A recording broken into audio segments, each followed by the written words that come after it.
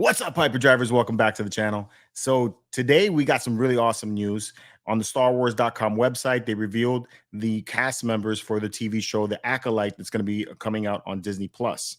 Now, I'm really excited for this TV show as it's the first time we're going to ever see anything that's focused solely on the dark side, which I'm very excited to see about.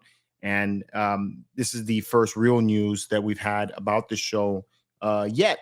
So this is the first time I'm ever going to be doing a video like this. And if you enjoy it, please let me know. And I'll do more like this as more news pops up about the show. So very excited. Let me show you guys what is on the website right now. We'll read through it. And then afterwards, I'll let you know my thoughts. Is because I think this is possible. It's a possibility that we may actually get to see something maybe revolving around the origins of Darth Plagueis, or maybe even I doubt Palpatine, but maybe Plagueis. I'm hoping to see. Maybe he will be the Acolyte. That would be awesome. But here we go. So it says the Acolyte original series cast revealed. This is Monday to celebrate for Star Wars fans. Today, Disney Plus announced the cast for the Acolyte, an up-and-coming Star Wars original series from Lucasfilm, joining the previously announced Amandla Stenberg, our Emmy Award winner Lee Jung-jae, who's from Squid Games. I want to know.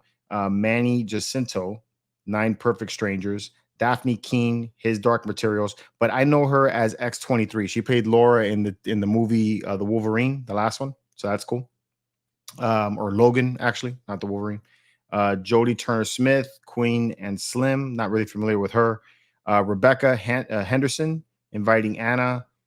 Charlie Barnett, Russian Doll, and Dean Charles Chapman, 1917. He's another one that I recognize from Game of Thrones. That was Tonaman Baratheon, or Cersei's son, the last son that jumped and threw himself out of the building. So, you know, there's him. And then Carrie Ann Moss from The Matrix, who's obviously Trinity. So that's cool.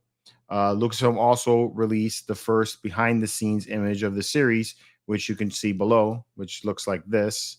Doesn't really show much. You just see the 2 actors right there. Looks like they're just being directed, but the background set looks really awesome. Very temple-like. So that could be that they're in a Jedi temple, possibly, or maybe even a Sith temple. But I'm hoping that this is, or it seems to be more of like a Jedi temple. So that's pretty dope. All right. And it says the Acolyte is a mystery thriller that will take viewers into the galaxy of the shadowy secrets and emerging dark side powers in the final days of the High Republic era. A former Padawan reunites with her Jedi Master to investigate a series of crimes, but the forces they confront are more sinister than they ever anticipated. The High Republic saw the Jedi Order at its prime centuries prior to the events of Star Wars The Phantom Menace. You can learn more about it at StarWars.com official hub for all things High Republic.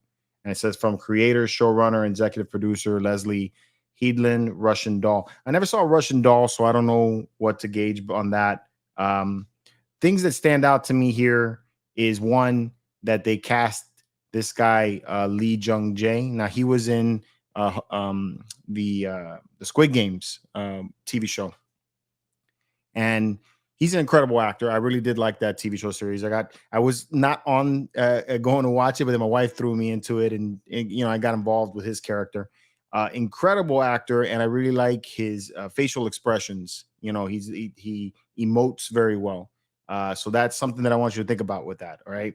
And then you got Daphne King, who has played some strong roles. You know, she was the lead character in the TV show His Dark Materials.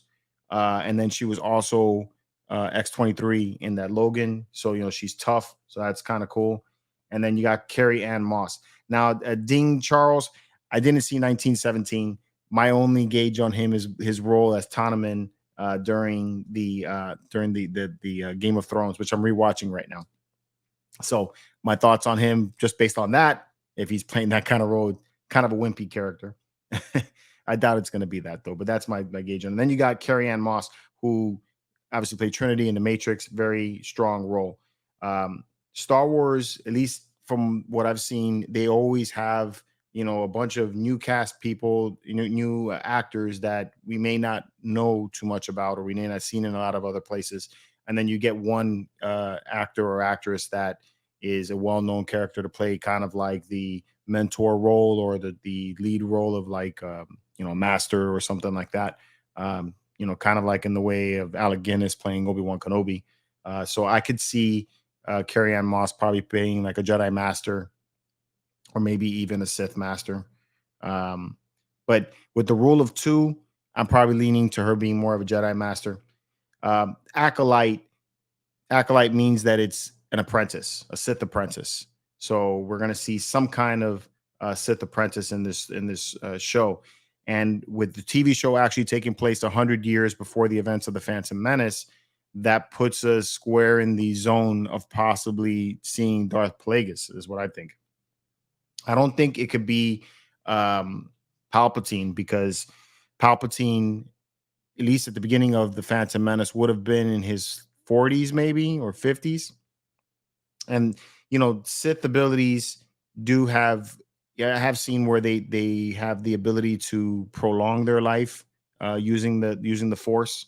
So it's possible that he may have been older and he's just looking younger. But he in my gauge, at least from what he looked like in the Phantom Menace, I would say he was like in his 50s at most. So if this takes place 100 years before that, then Palpatine probably wasn't born yet. But Darth Plagueis did exist before him, and at least in the Revenge of the Sith, we are told that he is it was his master. So he could have been alive during this time period, and Lee Jung Jae, being such a really good emotional actor, I think could play that role pretty well, and I think so anyway. Um, Darth Plagueis is a moon immune, I think is what they call the species. So it looks kind of like the members of the Bankers Union or Bankers Clan in Revenge of the Sith, that the long face, about them and everything. So maybe they'll have some digital acting there, or digital effects for that. Obviously, what we're seeing right here, he obviously doesn't have anything on him right now. So, but they're not in costume either. So, you never know what that's going to really be. Um, but that's the news right now. I'm really excited to see more about this. There's obviously not a whole lot of information other than that, these are the actors. But I would really, really like to see, the Acolyte be Plagueis and have at least a kind of connection, between this and Palpatine, as far as the whole Star Wars storyline goes. That's what I want to see anyway. Curious to hear what you guys think about this new information. Let me know what you guys think about this in the comments below. Do you think Plagueis can possibly be coming out of this, or who do you think the Acolyte's going to be? Let me know about that in the comments below.